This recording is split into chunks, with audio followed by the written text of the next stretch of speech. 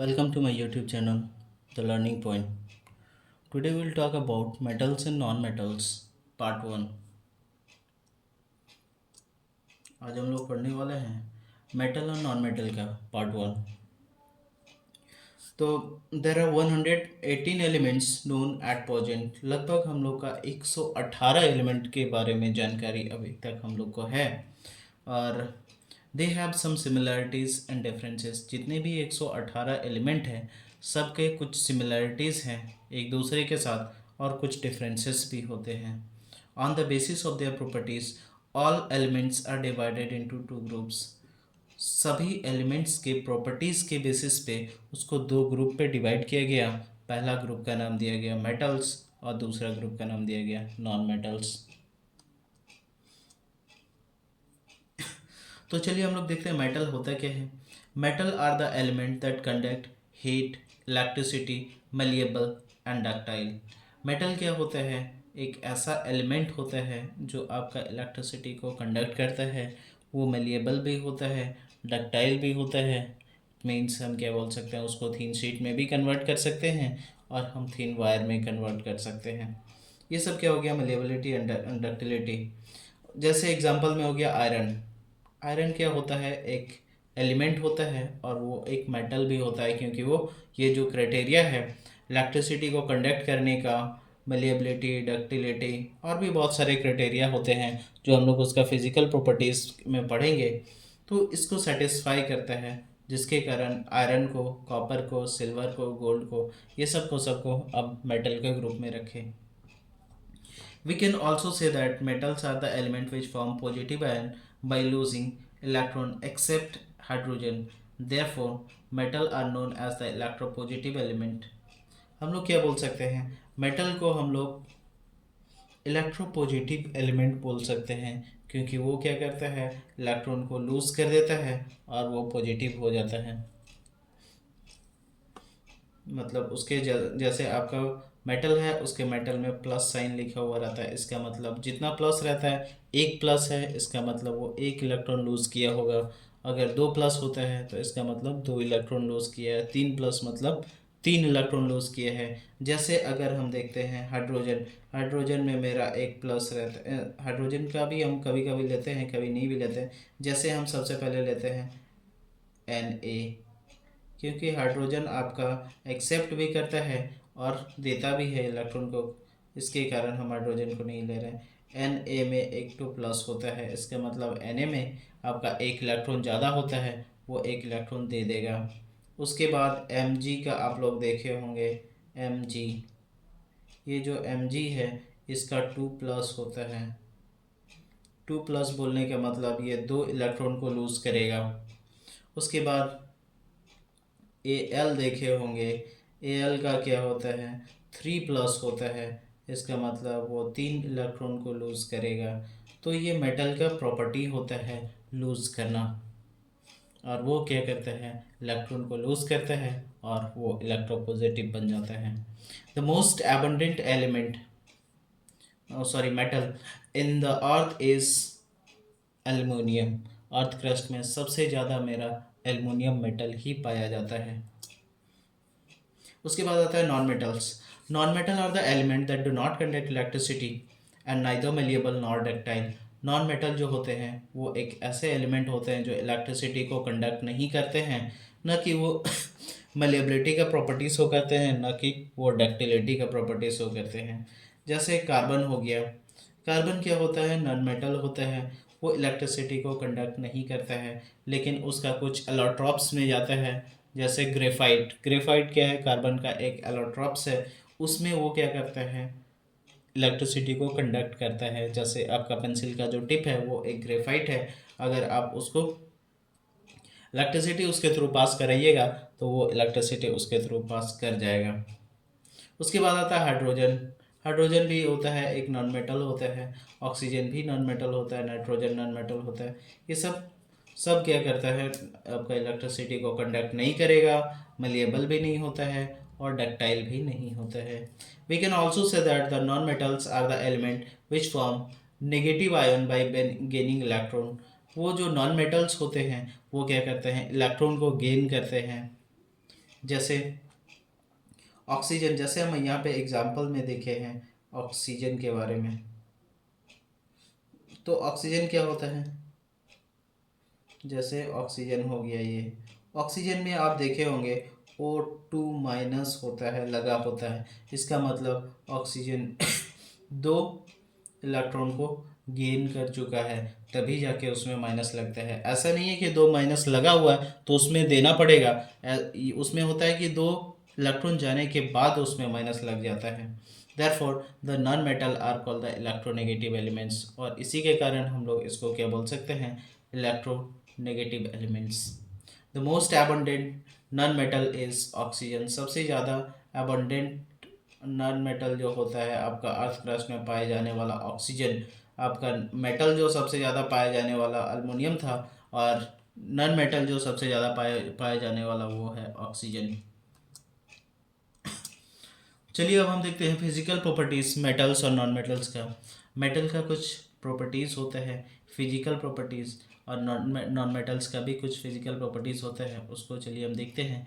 और इसको हम इस टाइप से बनाए हैं क्योंकि इसमें आपका दो चीज़ का काम हो सकता है। एक है कि आप उसका प्रॉपर्टीज भी याद हो जाएगा, दूसरा बात है कि आप उसका डिफरेंसेस भी याद कर सकते हैं एक ही जगह से। मेटल क्या होता है, मलिएबल होता है, और नॉन मेटल जो होता है आपका नॉन मेलिएबल होता है। मेटल जो होता है आपका डक्टाइल होता है, और नॉन मेटल जो होता है वो आपका डक्टाइल नहीं होता है। Metal are the good conductor of electricity, metal क्या करते हैं, इलेक्ट्रिसिटी को कंडक्ट करते हैं, और नॉन मेटल जो होते हैं इलेक्ट्रिसिटी को कंडक्ट नहीं करते हैं। लेकिन जैसे हम बताए थे, कार्बन का एक एलोट्रॉप्स होता है ग्रेफाइट, वो क्या करता है, इलेक्ट्रिसिटी को कंडक्ट करता है। मेटल क्या होता है लस्ट्रस होता है। लस्ट्रस बोलने का मतलब है मेटल में शाइनी सरफेस होता है, जब हम उसको पॉलिश करते हैं तो वो क्या होता है, काफ़ी पॉलिश्ड हो जाता है और वो चमकने लगता है। लेकिन नॉन मेटल जो होता है उसको हम कितना भी पॉलिश करें वो आपका चमकता नहीं है। लेकिन आपका कुछ एक्सेप्शंस में जाते हैं, जैसे आयोडीन हो गया, वो नॉन मेटल होता है, उसका बहुत ज़्यादा चमक भी होता है।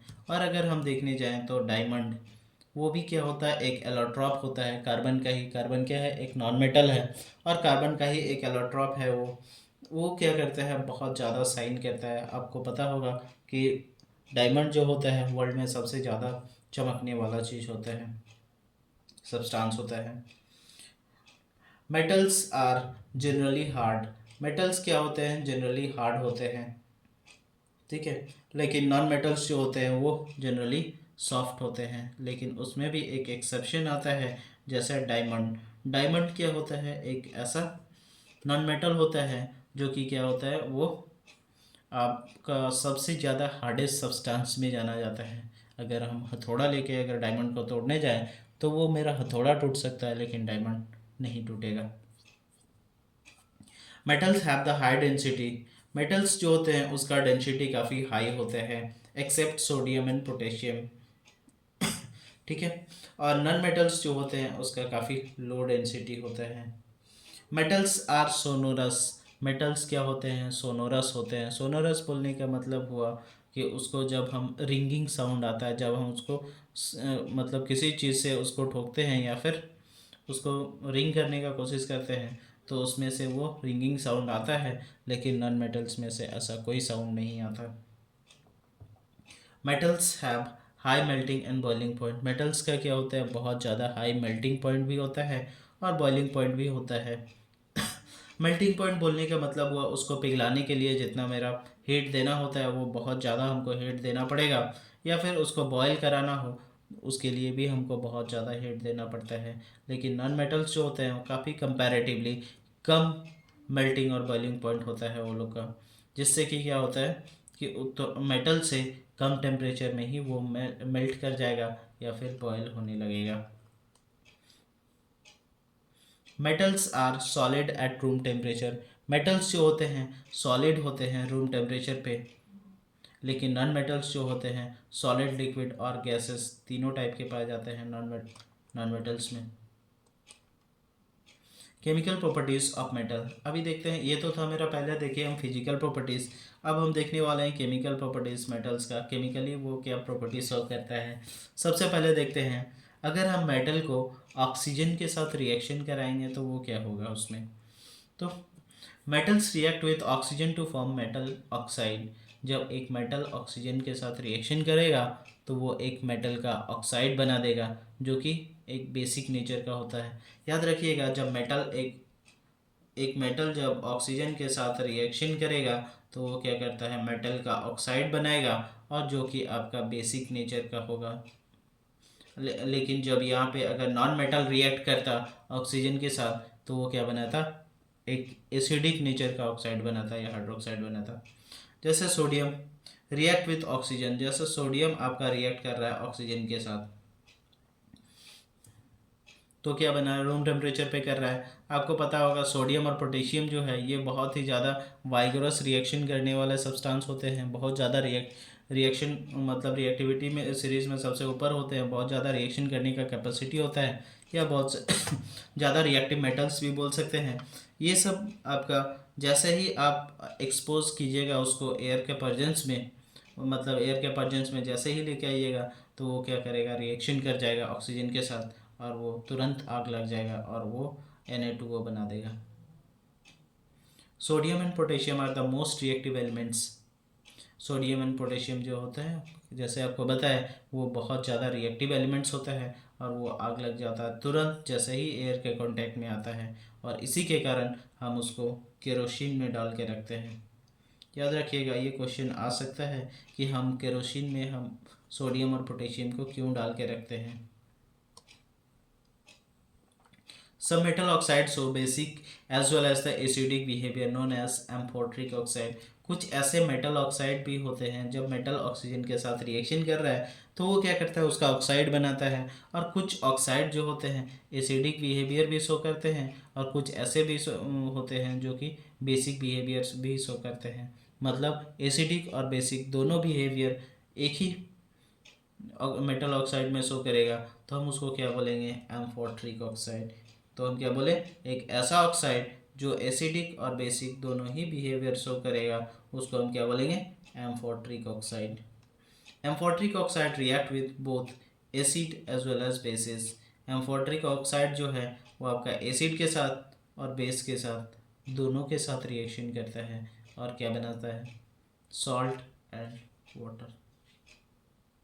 जैसे देख सकते हैं Al2O3 है, ठीक है, एल्युमिनियम ऑक्साइड है, वो हम एक एसिड जैसे हाइड्रोक्लोरिक एसिड HCl ले लेते हैं, इसके साथ जब हम रिएक्शन कराते हैं तो वो क्या करेगा, वो सॉल्ट बनाएगा मेटल का।